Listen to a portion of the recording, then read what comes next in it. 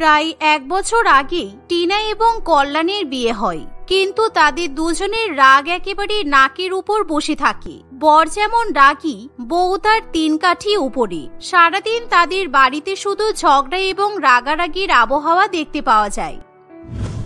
এমনই একদিন সকালে কল্যাণ যখন অফিসে যাবে তখন, জানো মা, তোমার বৌমার জ্বালায় একটা জামা কাপড় ঠিকঠাক করে খুঁজেই পাই না। অত সব গুছিয়ে রাখার কি আছে বলো তো? আজকে ভেবেছিলাম একটা শার্ট আর তার সাথে নতুন প্যান্ট পরে অফিসে যাব, কিন্তু কিছুই খুঁজে পাচ্ছি না। তুই একদম ঠিক বলেছিস বাবু, তোর বউটা খুব হাড় জ্বালানি। কবে থেকে বলছি যে আমার শাড়িগুলো একটু ইস্ত্রি করে দিতে, কিন্তু ও নাকি রান্না বান্না করতে গিয়ে সময়ই পাচ্ছে না। এরকম কুচকানো শাড়ি পরে থাকা যায় বলতো?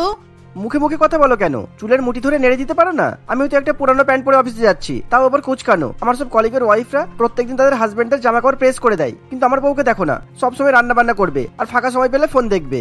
এরকম ভাবে মা এবং ছেলে দুজনে মিলে টিনার নামে নিন্দা করতে ব্যস্ত থাকে। ঠিক তখনই সেখানে টিনা চলে আসে, আর টিনা সেই কথাগুলো শুনে ভীষণ পরিমাণে রেগে যায়। আমি সারাদিন ধরে তোমাদের জন্য কাজ করব, তোমাদের জামা কাপড় গোছাবো, রান্না বান্না করব, তারপরেও তোমাদের মা ছেলের এত বড় বড় কথা। আর এই যে পাগলা কুত্তা হনুমান, তুই আমার বর হবার যোগ্য না। বেশি বড় বড় কথা হয়েছে তাই না? অতই যখন কোচকানো প্যান্ট পরে তোর অফিস যেতে অসুবিধা হচ্ছে, তাহলে তোকে প্যান্ট পরতেই হবে না। দাঁড়া, দেখাচ্ছি মজা। এই বলে টিনা দৌড়ে যায় আর তার বরের প্যান্ট এক টান মেরে খুলে দেয়। শুধু তাই নয়, সেই প্যান্ট ছুঁড়ে ফেলে দেয়, যার ফলে কল্যাণ তার মায়ের সামনে ভীষণ পরিমাণে লজ্জিত হয়ে পড়ে। সে ভাবতেও পারে না যে টিনা এরকম একটা কাজ করতে পারে। যা, এবার প্যান্ট ছাড়া শুধু শার্ট পরে অফিসে গিয়ে কাজ করে আয়। খুব নতুন প্যান্ট পরো শখ হয়েছিল না? সব বদমাইশি একদম বার করে দেব। ছি বৌমা, তোমার লজ্জা করে না? তুমি আমার সামনে তোমার বরের প্যান্ট টেনে খুলে ফেললে। হায় ঈশ্বর, এসব অসভ্যতা আমি আর চোখে দেখতে পারছি না। এর আগে তুমি আমাকে তুলে নিলে না কেন? টিনা, তোমার সাহস কিন্তু খুব বেড়ে যাচ্ছে। অসভ্যতার একটা সীমা থাকে। এই বলে কল্যাণ রাগে গজগজ করতে করতে ঘরে চলে যায়। সেদিনের মতো সে অন্য একটা প্যান্ট পরে অফিসে যায়। এভাবেই প্রত্যেক দিন কোনো না কোনো কারণে তাদের বর এবং বউয়ের মধ্যে তুমুল অশান্তির সৃষ্টি হয়। আর দুজনে এখন দুজনের উপর রাগ করে প্রায় একে অপরের সঙ্গে কথা বলাও বন্ধ করে দেয়। একদিন, ফালতু মেয়ে ছেলে, আমার প্যান্ট খুলে দেওয়া আমি বের করে দেবো, দাঁড়াও। ওই প্রতিশোধটা আমার নেওয়া হয়নি, কি করে একে শাস্তি দিতে হয় আমি জানি। এই বলে কল্যাণ ইচ্ছা করে আলমারি থেকে সব জামা কাপড় বার করে ঘরের মধ্যে ছড়িয়ে ছিটিয়ে রেখে দেয়। সেই সাথে সে ড্রেসিং টেবিলের উপর রাখা টিনার দামি দামি মেকআপ সমস্ত কিছু ভেঙে চুরমার করে দেয়। এভাবেই ঘরের একেবারে ছন্নছাড়া অবস্থা হয়ে দাঁড়ায়। টিনা তখন রান্নাঘরে রান্না করে, তাই সেই ব্যাপারে সে কিছু জানতেও পারে না। কিন্তু টিনার যখন রান্না বান্না হয়ে যায় তখন, যাক বাবা, রান্না বান্না শেষ হয়ে গেছে, যাই এবার ওই দুজনকে খাবার খাওয়ার জন্য ডেকে নিয়ে আসি, খেয়ে দিয়ে আমাকে উদ্ধার করুক। এই বলে টিনা যখন কল্যাণকে ডাকার জন্য ঘরে যায় তখন ঘরের অবস্থা দেখে সে একেবারে ভয় পেয়ে যায়। কারণ কিছুক্ষণ আগে সে সবকিছু ঠিকঠাক করে গুছিয়ে রেখে রান্নাঘরে রান্না করতে যায়, কিন্তু এখন তার ঘরের অবস্থা দেখে মনে হয় সেখানে কোনো কুকুর কিংবা বিড়ালেও পটি করতে আসবে না। একই, আমার ঘরের অবস্থা এমন কি করে হলো? দেখে মনে হচ্ছে ঘরের উপর দিয়ে একেবারে ঝড় বয়ে গেছে। এ বাবা, আমার হাজার হাজার টাকা খরচা করে কেনা মেকআপ সব মাটিতে পড়ে ধ্বংস হয়ে আছে। আমার তো কিছু মাথায় আসছে না। এই যে, তুমি তো মোষের মতো তখন থেকে ঘরে বসে আছো, কে করলো আমার ঘরের এরকম অবস্থা? কিছু বলছো? আমি তো কানে হেডফোন লাগিয়ে গান শুনছি, আমি কিছু বলতে পারবো না গো। এমনিতেও তোমার মতো ফালতু মেয়ের সাথে কথা বলার আমার কোনো ইচ্ছা নেই, আর ঘরের অবস্থা যখন খারাপ হয়ে গেছে তুমি আবার ঠিক করে নাও। এই বলে কল্যাণ খাটের উপর বসে পায়ের উপর পা তুলে কানে হেডফোন দিয়ে গান শুনতে থাকে। অন্যদিকে টিনা খুব ভালো মতোই বুঝতে পারে যে কল্যাণ ছাড়া এরকম অবস্থা আর কেউ করতে পারে না। তাই টিনা কষ্ট করে আবার ঘর পরিষ্কার করতে শুরু করে। সে সমস্ত জামা কাপড় ভাঁজ করে এবং মেকআপের জিনিসগুলো পরিষ্কার করে, কিন্তু সে মনে মনে রাগে একেবারে ফেটে পড়ে। সারাদিন এদের পেছনে খাটতে খাটতে আমার জীবন একেবারে কয়লা হয়ে গেছে। রাত্রিবেলা কোথায় শান্তি মতো খেয়ে দিয়ে ঘুমাবো তা নয়, এখন আমি ঘর পরিষ্কার করছি। রান্না বান্না করো, নোংরা ঘর পরিষ্কার করো, আর এরা শুধু বসে বসে মজা দেখবে। ঠিক আছে, আমিও কম নই। হ্যাঁ, টিনার ঘর পরিষ্কার করা হয়ে গেলে সবাই মিলে একসঙ্গে খাবার খেতে বসে। কিন্তু টিনা যখন রান্নাঘর থেকে খাবার নিয়ে আসতে যায় তখনও তার মাথা রাগে একেবারে লঙ্কার মতো জ্বলতে থাকে। তাই সে তখনই বেশি বেশি শুকনো লঙ্কার গুঁড়ো নিয়ে তার বরের খাবারের মধ্যে বেশি বেশি করে মিশিয়ে দেয়। রাজপুত্র ঝাল খেতে পারে না, কিন্তু আজকে আমি বোঝাবো যে ঝাল খাবার কাকে বলে। আমার গোছানো ঘর নোংরা করে দেওয়া, তার সাথে আমার মেকআপের জিনিসগুলো নষ্ট করার মর্ম আজকে তো হাড়ি হাড়ি টের পাবি।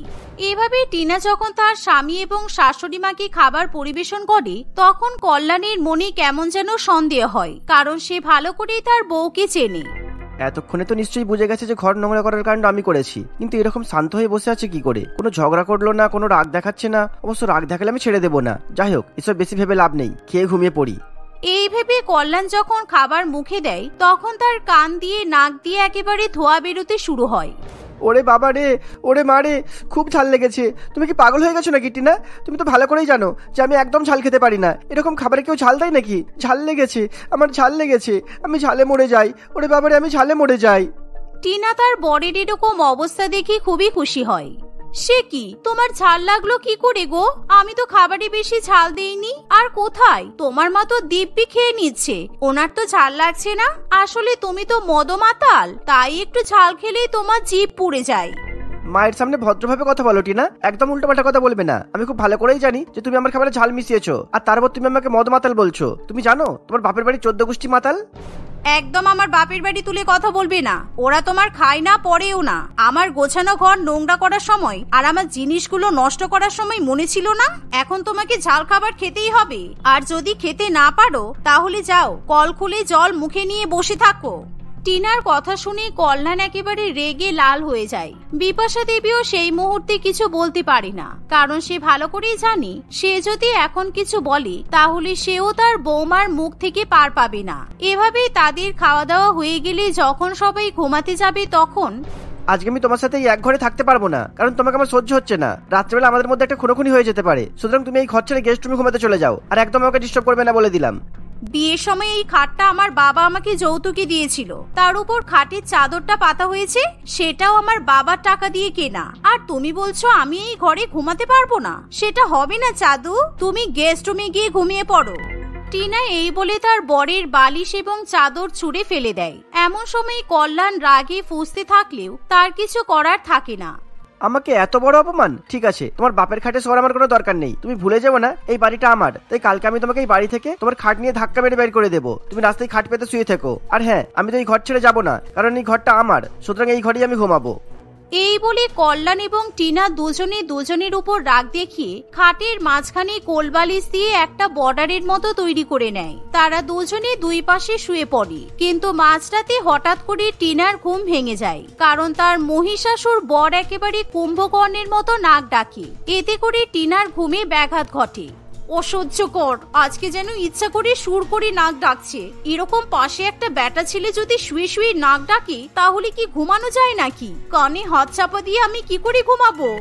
এমন সময় টিনার মাথায় একটা বুদ্ধি আসে। সে ইচ্ছা করে ঘুমের নাটক করে তার বরের কোমরে একটা জোরে লাথি মারে, আর কল্যাণ ঘুমাতে ঘুমাতে ছিটকে গিয়ে খাট থেকে মাটির উপর পড়ে, যার ফলে কল্যাণ খুবই ভয় পেয়ে যায়। ভূত ভূত ভূত ভূত আমাকে লাথি মেরেছে। ভূত আমার পুত, পেট নিয়ে মারছি। রাম লক্ষণ সাথে আছে, করবে আমার কি? ওরে বাবারে ভূত, ওরে বাবারে ডাইনি। যাক বাবা, ভূতে তোমাকে লাথি মেরে খাট থেকে নামিয়ে দিয়েছে, সুতরাং তুমি মাটিতেই শুয়ে থাকো। আর খাটে এসো না কিন্তু, কারণ তোমার নাক ডাকার শব্দে আমি ঘুমাতেই পারছি না। আমার বিউটি স্লিপ ডিস্টার্ব হচ্ছে। দেখতে দেখতে এভাবে আরো কিছুদিন কাটে, কিন্তু দুজনের একে অপরের প্রতি রাগ যেন আরো বাড়তেই থাকে। তারা এখন একে অপরকে সহ্য করতেই পারে না। দুজনে যখনই পরস্পরের মুখোমুখি হয় তখনই তাদের মধ্যে কুকুর বিড়ালের মতো ঝামেলার সৃষ্টি হয়। তারা দুজনে কিছুতেই একসঙ্গে থাকতে পারে না। তাই একদিন কল্যাণ এবং টিনা ঠিক করে তারা একে অপরকে ডিভোর্স দেবে, কারণ এভাবে রাগারাগি করে থাকার চেয়ে আলাদা থাকা অনেক ভালো। তাই দুজনে মিলে কোর্টে চলে যায়। জজ সাহেব, দয়া করে আমাদের ডিভোর্সটা আপনি আপলোড করে দিন, কারণ উনি কাল লাগিনি আমার উপর কালো জাদু করে আমার ঘাড়ে চেপে বসেছিল। আমি ওর সাথে থাকতে চাই না। ও আমার জীবন থেকে বিদায় নিলে আমি আবার নতুন করে সংসার করব। কাল নাগিনী হবে তোর মা। জানেন জজ সাহেব, এই 1 বছর ধরে সংসারের সব কাজ আমি করেছি, রান্না বান্না থেকে শুরু করে বাসন মাজা, কাপড় কাচা, সবকিছু। তারপরেও এই নিষ্কর্ম ব্যাটা ছেলের এত রাগ কোথা থেকে আসে? আমার মনে হয় আমার চোখে নেবা হয়েছিল, সেই জন্য এই ফালতু বেকার ব্যাটা ছেলেটার সঙ্গে আমি প্রেম করেছিলাম। আপনি দয়া করে ডিভোর্সটা মঞ্জুর করুন, আমি আবার অন্য বিয়ে করব। হ্যাঁ হ্যাঁ, যা যা, যাকে পারবি বিয়ে কর। তুই আমাকে তো জালে ফাঁসিয়েছিলিস, আর কোনো ছেলে ফাঁসবে না, কেউ তোকে বাড়ির বউ বানাবে না। আবার নাকি বিয়ে করবে। আমিও দেখবো তোর আমার থেকে ভালো বর কি করে কপালে জোটে। আমিও দেখবো তুই কি করে ভালো বউ পাস। এমন বউ বিয়ে করে নিয়ে আসবি যে তোকে আর তোর মাকে দুবেলা ঝেঁটা মেরে তোদের মুখ লম্বা করে দেবে। বুড়ো বয়সে আবার বিয়ে করার শখ হয়েছে। এখন তো নয় আমার বাবার টাকায় তোদের সংসারের বেশিরভাগ খরচা চলে, তখন রোজগার করে নিয়ে আসতে পারবি তো তুই? এভাবে হাইকোর্টের মধ্যেও দুজনে ঝামেলা করতে শুরু করে, যা দেখে জজ সাহেব একেবারে পাগল হয়ে যায়। আপনারা দয়া করে চুপ করুন, কারণ এটা কোর্ট, আর এখানে দাঁড়িয়ে এরকম ভাবে ঝগড়া করবেন না। প্রত্যেক সংসারে এই ঝামেলা অশান্তি লেগেই থাকে। আমার বউ আপনার বউয়ের মতো রাগী, কিন্তু তাই বলে আমিও আমার বউয়ের সাথে রাগারাগি করি না। ভালোভাবে সংসার করতে গেলে দুই পক্ষকে একটু বুঝে শুনে চলতে হয়। সুতরাং বর যখন রাগ করবে আপনি চুপ করে থাকবেন, আর বউ যখন রাগ করবে কল্যাণবাবু আপনি চুপ করে থাকবেন। আর এর পরেও যদি আপনারা ডিভোর্স দেন, তাহলে দুই পক্ষকে কোর্টে 10 লক্ষ টাকা করে জরিমানা দিতে হবে, কেননা আপনারা কোর্টে দাঁড়িয়ে ঝগড়া করে কোর্টকে অপমাননা করেছেন, বুঝেছেন? জজ সাহেব 10 লক্ষ টাকা দেওয়ার কথা বললে দুই পক্ষই ভীষণ ভয় পেয়ে যায়। তাই রাগী বর এবং বউয়ের গলার সুর একেবারে পাল্টে যায়। না থাক, যেমনই হোক আমারই তো বউ, তাই আমি একটু মানিয়ে গুছিয়ে নেবো। আর হ্যাঁ, তুমি কিন্তু বেশি আমার উপর রাগ করো না। তুমিও আমার উপর রাগ করো না। আমি যদি মাঝে মধ্যে একটু রাগ দেখিয়ে ফেলি, তুমি তো সহ্য করতে পারো বলো? চলো, এই কোর্টে অনেক বেলা হয়ে গেল, বাড়ি গিয়ে তো আবার খাওয়া দাওয়া করতে হবে। এই বলে দুজনে হাত ধরে বাড়ির দিকে রওনা দেয়। তাদের এরকম অবস্থা দেখে জজ সাহেবও ভীষণ হাসাহাসি করে। সেদিনের পর থেকে তারা দুজনে নিজেদের রাগ নিয়ন্ত্রণ করার চেষ্টা করে। ধীরে ধীরে এভাবেই তারা একে অপরের সঙ্গে মানিয়ে গুছিয়ে সংসার করতে থাকে। সোনালী তার বর মোহনের সঙ্গে বাস করত। মোহন দিনমজুরের কাজ করত। সোনালী দেখতে ভীষণ সুন্দর ছিল। মোহন যা টাকা ইনকাম করত তাই দিয়ে তাদের খাওয়া পড়ার খরচ চলে যেত ঠিকই, কিন্তু সোনালীর অন্য কোনো ইচ্ছা কিংবা চাহিদা পূরণ হতো না। সোনালী সাজগোজ করতে ভীষণ পছন্দ করত, তাই তার মেকআপ প্রোডাক্টের খুবই প্রয়োজন ছিল। এছাড়াও দামি দামি শাড়ি, জামা, জুতা এগুলো সে ভীষণ পছন্দ করত। সে নিজের চাহিদা পূরণ করার জন্য কাজ করবে বলে ঠিক করেছিল, কিন্তু সে পড়াশোনা না জানায় তার পক্ষে ভালো কোনো কাজ করাও সম্ভবপর ছিল না। শেষ পর্যন্ত সে নন্দিনী নামে এক মহিলার বাড়িতে গিয়ে কাজের কথা বলে। ঠিক আছে, আমি তোমাকে কাজে রাখছি। তোমাকে কি কি করতে হবে আগে শুনে নাও। ঘরে যা যা কাজ আছে সব করতে হবে। ঘর মোছা, বাসন মাজা, জামা কাপড় কাচা, আর সেই সঙ্গে 3 বেলা রান্নাও করতে হবে। তোমাকে আমি এর বদলে 5000 টাকা দেব, এর বেশি আমি দিতে পারবো না। মাত্র 5000 টাকা দেবেন? এর বেশি হলে একটু ভালো হতো ম্যাডাম। আচ্ছা ঠিক আছে, কোনো সমস্যা নেই। আপনি একটু দেখুন, আমার হাতের কাজ যদি আপনার পছন্দ হয় তাহলে পরে আবার একটু বেতনটা বাড়িয়ে দেবেন। সোনালী পরের দিন থেকে নন্দিনীর বাড়িতে কাজ করা শুরু করে দেয়। নন্দিনীর স্বামী একজন অনেক বড় বিজনেসম্যান ছিল। সেই সঙ্গে নন্দিনীও একটা বড় মাল্টিন্যাশনাল কোম্পানিতে চাকরি করত। তাদের টাকা পয়সা সম্পত্তির কোনো অভাব ছিল না। তাদের জীবন ছিল খুবই সুখময় এবং আনন্দদায়ক। সোনালী তাদের বাড়িতে বেশ ভালো মতোই কাজ করতে থাকে। দেখতে দেখতে 3 মাস কেটে যায়। একদিন রাত্রিবেলা সোনালী যখন ঘুমাচ্ছিল, তখন তার বর মোহন সোনালীর বালিশের পাশে একটা দামি আইফোন দেখতে পায়। এই দেখে মোহন ভীষণ অবাক হয়ে যায়। এ কি, এটা তো আইফোন, এটা এখানে এলো কি করে? সোনালী এই ফোনটা পেলো কোথায়? সোনালী কি এই ফোনটা কিনেছে? না না, সেটা আবার কি করে সম্ভব? সোনালী তো মাত্র 5000 টাকা মাহিনা পায়, আর ও তো সবে 3 মাস হলো কাজও শুরু করেছে। আর আমি যতদূর জানি ও মাহিনা সব টাকা তো মেকআপের জিনিস কিনেই নষ্ট করে দেয়। তাহলে এত দামি আইফোন সোনালী পেলো কোথায়? সোনালীর পাশে আইফোনটা দেখার পর মোহন খুবই চিন্তায় পড়ে। সে সারা রাত না ঘুমিয়ে নানান রকম উল্টোপাল্টা চিন্তা ভাবনা করতেই থাকে। তার মাথার মধ্যে অনেক কিছুই ঘুরতে থাকে। সোনালীকে ফোনটা কি কেউ দিয়েছে তাহলে? হ্যাঁ, এক কাজ করি, সোনালীকে ডেকে বরং জিজ্ঞাসা করি, না হলে আমার কিছুতেই ঘুম আসবে না। না না, এটা করা কি ঠিক হবে? বেচারি সারাদিন খাটাখাটনি করে এখন ঘুমাচ্ছে, আমি বরং সকালেই ওকে জিজ্ঞাসা করব। কোনো রকমে রাত কেটে সকাল হয়। সকালবেলা ঘুম থেকে উঠে সোনালি তার মাথার বালিশের পাশে আইফোনটা দেখতে না পেয়ে খুবই চিন্তায় পড়ে। সে এদিক ওদিক পাগলের মতো আইফোনটা খুঁজতে থাকে, কিন্তু সে মোহনকে এই ব্যাপারে কিছু জিজ্ঞাসা করে না। কি হলো সোনালি, তুমি কি খুঁজে বেড়াচ্ছ? তোমাকে দেখে তো খুব চিন্তিত মনে হচ্ছে। না না, কিছু না তো, এমনি ঘরটা অগোছালো হয়ে আছে, তাই ভাবলাম একটু গুছিয়ে দিই। আচ্ছা তাই নাকি? তুমি এই আইফোনটা খোঁজার চেষ্টা করছো? দেখো তো, এই যে দেখো আইফোনটা আমার হাতে। মোহনের কথা শুনে সোনালি খুব ভয় পেয়ে যায়। সে মোহনের কথার উত্তরে কি বলবে কিছু বুঝে পায় না। সে আমতা আমতা করে বলে, আরে এই আইফোনটা তুমি কোথায় পেলে? এটা তো আমি আমার বেডের উপর রেখেছিলাম। দাও আইফোনটা, দাও আমাকে। সে তো ঠিক আছে, কিন্তু এত দামি আইফোনটা কার? তুমি সেটা তো বলো, কে দিয়েছো তোমাকে এই ফোনটা? আরে তুমি কি পাগল নাকি? আমাকে আবার কে আইফোন দিতে যাবে? এটা তো আমি যেই বাড়িতে কাজ করি ওই নন্দিনী ম্যাডামের ফোন। আসলে ম্যাডামের আইফোনটা খারাপ হয়ে গিয়েছিল বলে ম্যাডাম আমাকে আইফোনটা সারানোর জন্য দিয়েছিল। এটা আজকে আমি আবার কাজের বাড়িতে দিয়ে আসবো, বুঝেছো? আচ্ছা ঠিক আছে, এই নাও। আগে বলবে তো, আমি এর মধ্যে তো কত কিছু ভেবে ফেললাম। কালকে সারা রাত চিন্তায় আমার ঘুমিয়ে আসছিল না। ঠিক আছে, সাবধানে যাবে। আর আমি বেকার বেকার তোমার উপর সন্দেহ করলাম, তাই জন্য আমাকে ক্ষমা করে দিও, কেমন? মোহনের কাছ থেকে ফোন নিয়ে সোনালি সেখান থেকে চলে যায়। তারপর থেকে মোহন আর কখনোই আইফোনটা সোনালির কাছে দেখতে পায় না। কয়েকদিন পর সোনালিকে একটি দামি শাড়ি এবং সোনার একটি ভারী নেকলেস পরে থাকতে দেখে মোহন ভীষণ অবাক হয়, কিন্তু সে সোনালিকে কিছু বলে না। কিছুদিন পর সোনালি আবার একটা বড় ডিজিটাল টিভি বাড়িতে নিয়ে আসে। এভাবেই ধীরে ধীরে সোনালির আবভাব পুরোপুরি পাল্টে যায়। তার চালচলন, আচার ব্যবহার, পোশাক আশাক সমস্ত কিছুই বদলে যায়। এমনকি সে তার ঘরবাড়িও দামি দামি ফার্নিচার এবং জিনিসপত্র দিয়ে ভরে তোলে। এর ফলে সোনালিকে নিয়ে পাড়াপড়শি সকলে সবসময় আলোচনা করতে থাকে। কি ব্যাপার বলো তো অঞ্জলি, সোনালি এত তাড়াতাড়ি বড়লোক হয়ে গেল কি করে? কদিন আগে দেখলাম একটা এত বড় টিভি বাড়িতে নিয়ে এসেছে, আবার আজকে দেখলাম একটা ফ্রিজ কিনে নিয়ে এলো। এত টাকা কোথায় পাচ্ছে বলো তো? আরে আমরাও তো সেটা বুঝতে পারছি না গো। শুনেছিলাম একটা বড়লোক বাড়িতে 5,000 টাকা বেতনে কাজ করে। 5,000 টাকা ইনকাম করে এত কিছু কোনোভাবেই কেনা সম্ভব নয়। আবার কদিন আগে আমি ওর হাতে একটা আইফোনও দেখেছিলাম। আমার তো ব্যাপারটা ঠিক অন্যরকম লাগছে। হ্যাঁ, আমারও তাই মনে হচ্ছে। দেখো, আবার কোনো বড়লোক বাবু কি নিজের রূপের জালে ফাঁসিয়েছে কিনা? হতে পারে তার কাছ থেকে টাকা ছেড়ে ছেড়ে নিজেদের ইচ্ছাগুলো পূরণ করছে। এমনিও তো সোনালি খুবই লোভী প্রকৃতির মেয়ে, তুমি তো জানোই। কি জানি বাবা, ওদের ভেতরের খবর ওরাই জানে। ওর বরটাও তো চোখ কান বুজে থাকে, কোনো কথা বলে না। ওর বরই হয়তো বউকে এসব করতে পাঠাচ্ছে। এটাও তো হতে পারে বাইরে গিয়ে নোংরা কোনো কাজ করছে, যার বদলে সোনালি অনেক অনেক টাকা পাচ্ছে, আর আমাদেরকে মিথ্যা কথা বলছে যে ও বড়লোক বাড়িতে কাজ করে। পাড়াপড়শির এরকম নিন্দাজনক কথা শুনে মোহন ভীষণ রেগে যায়। সে তৎক্ষণাৎ বাড়ি আসে। সে দেখে সোনালি নতুন ফ্রিজটা তার রান্নাঘরে সেট করছে। সোনালি, এসব কি হচ্ছে বলো তো? এটা কি করছো তুমি? কি করছি তুমি দেখতে পাচ্ছ না? আমি আমাদের নতুন ফ্রিজটা সেট করছি।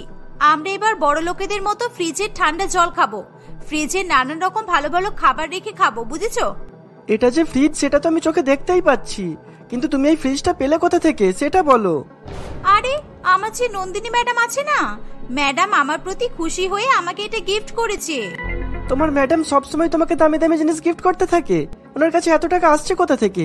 আর তোমাকে কিছুদিন পর পর এত দামি দামি জিনিস গিফট করাটা আমার কিন্তু ঠিক বলে মনে হচ্ছে না। কেন তোমার ঠিক মনে হচ্ছে না কেন? আরে আসলে আমি ম্যাডামদের ঘরে সব কাজ ঠিকঠাক মতো করি তো। ম্যাডামের বলার আগেই সব কাজ করে ফেলি। সেই সঙ্গে আমি ম্যাডামের খুব খেয়ালও রাখি। আর আমার হাতে রান্না খেয়ে তো ম্যাডাম পুরো পাগল হয়ে গেছে। সেই জন্য নন্দিনী ম্যাডাম খুশি হয়ে আমাকে সবসময় দামি দামি জিনিস উপহার দেয়। কিন্তু তুমি কি জানো তোমাকে নিয়ে সবাই কত আজে বাজে বড় বড় কথা বলছে? তুমি লোকের কথায় কান দিচ্ছ কেন? হ্যাঁ, হিংসা, ওদের তো হিংসা হচ্ছে। হিংসায় জ্বলে পুড়ে মরে যাচ্ছে। আসলে কি বলতো, ওদের মধ্যেও তো অনেকে লোকের বাড়িতে কাজ করে, কিন্তু ওদের মেম সাহেবরা তো আর আমার ম্যাডামের মতো নয়। ওদেরকে কেউ বিশ্বাসই করে না, সবাই তো এক একটা চোর। আর আমার নন্দিনী ম্যাডাম আমাকে ভালোবাসে আর বিশ্বাসও করে। দেখো সোনালি, আমি সব কিচ্ছু জানি না। তুমি কিন্তু ওই বড়লোক বাড়ি থেকে এগুলো নিয়ে আসা বন্ধ করো, আমি আর লোকের কথা শুনতে পারবো না। দেখো, তুমি যদি বড়লোক হতে চাও, বড় লোকেদের মতো সুখে জীবন কাটাতে চাও, তাহলে চোখ কান মুখ বন্ধ করে রাখো। আমি যা করছি সেটা আমাকে করতে দাও, আর আমি তো কোনো ভুল কিছু করছি না, তাই না? এরকম ভাবেই কয়েকদিন কাটে। একদিন অনেক রাত হয়ে যায়, কিন্তু সোনালী বাড়ি ফিরে আসে না। এই দেখে মোহন খুবই চিন্তায় পড়ে। এত রাত হয়ে গেল, সোনালী এখনো বাড়ি ফিরছে না কেন? সোনালী কি কোনো বিপদে পড়লো? ও তো বিকাল 5টার সময় বাড়ি চলে আসে, এখন তো রাত 11টা বাজে। যাই একবার ওর কাজের বাড়ি থেকে খোঁজ নিয়ে আসি। এই বলে মোহন বাড়ির দিকে যায়। সেখানে গিয়ে সে তাদের বাড়ির সামনে একটা পুলিশের গাড়ি দাঁড়িয়ে থাকতে দেখে। গাড়ির মধ্যে সোনালী বসে ভীষণ কান্নাকাটি করছিল। মোহন তার কাছে যাওয়ার আগেই গাড়িটা ছেড়ে দেয়। মোহন গাড়ির পেছন পেছন পুলিশ স্টেশনে এসে পৌঁছায়। সোনালীকে ততক্ষণে লকআপের মধ্যে ঢুকিয়ে দেওয়া হয়েছিল। সোনালী, তুমি কি করেছো? তোমাকে লকআপের মধ্যে রেখেছে কেন? তোমাকে পুলিশ কেন ধরে এনেছে বলো? অফিসার, আপনি দয়া করে বলুন, আমার বউকে আপনারা ধরে এনেছেন কেন? আমার বউ কি করেছে? তোমার বউ কি করেছে তুমি জানো না? তোমার বউ অনেক বড় অপরাধ করেছে। 3 মাস আগের কথা। সোনালী যখন নন্দিনীর বাড়িতে কাজে জয়েন করে, তখন নন্দিনী এবং তার স্বামী সুখময় ও আনন্দদায়ক জীবন দেখে তার মনে বড়লোক হওয়ার বাসনা জাগে। সে বড়লোক হওয়ার শর্টকাট কোনো পদ্ধতির সন্ধান করতে থাকে। সে মনে মনে ঠিক করে নন্দিনীর বড়লোক বর সায়নকে সে কোনো মতে তার জালে ফাঁসাবে। একদিন নন্দিনী বাড়িতে ছিল না। সে তার বাবার বাড়িতে কয়েকদিনের জন্য ঘুরতে গিয়েছিল। নন্দিনী বাড়িতে না থাকায় সায়ন ভীষণ খুশি হয়ে তার বন্ধুদেরকে ফোন করে। এই, আজকে আমার বউ বাড়িতে নেই, চল আজকে অনেকদিন পর আমরা বন্ধুরা মিলে পার্টি করব। তোরা সবাই মিলে আমার বাড়িতে চলে আয়, আমরা আজকে অনেক মদ খাবো। সায়ন তার বন্ধুদের সঙ্গে প্রচুর পরিমাণে মদ খেয়ে নেশায় পুরোপুরি আচ্ছন্ন হয়ে পড়ে। কিছুক্ষণ পর সায়নের বন্ধুরা সেখান থেকে চলে গেলে সোনালী সেখানে আসে। সাহেব, আমাকে ম্যাডাম বলেছিল আপনি বাড়িতে একা আছেন, তাই রাত্রিবেলা রুটি করে দিতে আর আপনাকে খাবারটা দিয়ে যেতে। না না, আমি কিচ্ছু খাবো না, তুমি চলে যাও এখন এখান থেকে, আমার পেট ভর্তি। সোনালী সায়নের কোনো কথা শোনে না। সে জোর করে তাদের বাড়ির মধ্যে ঢুকে রান্নাঘরে চলে যায়। সোনালী সায়নের খাবারের মধ্যে ঘুমের ওষুধ মিশিয়ে দেয়। ঘুমের ওষুধের প্রভাব, তার সঙ্গে মদের নেশা, সবকিছু মিলিয়ে কিছুক্ষণের মধ্যেই সায়ন গভীর ঘুমে আচ্ছন্ন হয়ে পড়ে। এই সুযোগে সোনালী সায়নের পাশে গিয়ে শুয়ে পড়ে এবং তাদের দুজনের ভিডিও রেকর্ড করে। পরের দিন সকালবেলা সোনালী ভিডিওটা সায়নকে দেখিয়ে তাকে ব্ল্যাকমেল করতে শুরু করে দেয়। না, তুমি মিথ্যা কথা বলছো, আমি তোমার সঙ্গে কোনো খারাপ কিছু করিনি। আমার স্পষ্ট মনে আছে আমি খেয়ে দিয়ে ঘুমিয়ে পড়েছিলাম। আচ্ছা, আমি মিথ্যা কথা বলছি তাই তো? এই ভিডিওটা কি তাহলে? এই ভিডিওটা সবাইকে দেখালে কি ভাববে? তুমি যদি চাও এই ভিডিওটা আমি কাউকে না দেখাই, তাহলে আমি যা বলছি তাই করো। আমার অনেক অনেক টাকা লাগবে। আমি তোমাদের মতো বড়লোক হতে চাই। আমি যখন যত টাকা চাইবো আমাকে তখনই তাই দিতে হবে। সায়ন নিরুপায় হয়ে সোনালীর কথায় রাজি হয়ে যায়। এরকম ভাবেই 2 মাস কাটে। একদিন নন্দিনী সায়নের ব্যাংক অ্যাকাউন্ট চেক করলে দেখে তার অ্যাকাউন্ট থেকে কয়েকদিন পর পর প্রচুর টাকা ডেবিট হচ্ছে। এই দেখে তার খুবই সন্দেহ হয়। এমনই একদিন সোনালী যখন 1 লক্ষ টাকার জন্য সায়নকে ব্ল্যাকমেল করছিল, তখন নন্দিনী তাদের দুজনকে দেখে ফেলে। তুমি কোনো অন্যায় করনি সায়ন, আসল দোষী হলো এই সোনালী। আমি যখন সেদিন বাপের বাড়িতে যাই, তখন আমি সারা বাড়িতে সিসি ক্যামেরা লাগিয়ে গিয়েছিলাম। এটা আমি তোমাকে ইচ্ছা করেই বলিনি, কারণ আমি দেখতে চেয়েছিলাম আমি বাপের বাড়িতে চলে যাওয়ার পর তুমি তোমার বন্ধুদের সঙ্গে মদ খাও কিনা। এই সিসিটিভি ফুটেজ চেক করে আমি দেখতে পেয়েছি যে সোনালী পুরোপুরি তোমাকে ফাঁসানোর চেষ্টা করেছে। তুমি তো এই ব্যাপারটা আমাকে আগে বলতে পারতে। আমি এখনই এই মহিলাকে পুলিশের হাতে তুলে দেব। নন্দিনী পুলিশকে ফোন করে সোনালীকে গ্রেপ্তার করিয়ে দেয়। সোনালী তার ভুলের জন্য আফসোস করতে থাকে। মোহন অনেকবার করে পুলিশকে রিকোয়েস্ট করলেও কোনো মতে পুলিশ সোনালীকে রেহাই করে না। মোহন বাধ্য হয়ে বাড়ি ফিরে যায়। অন্যদিকে সোনালী তার পাপের শাস্তি ভোগ করতে থাকে।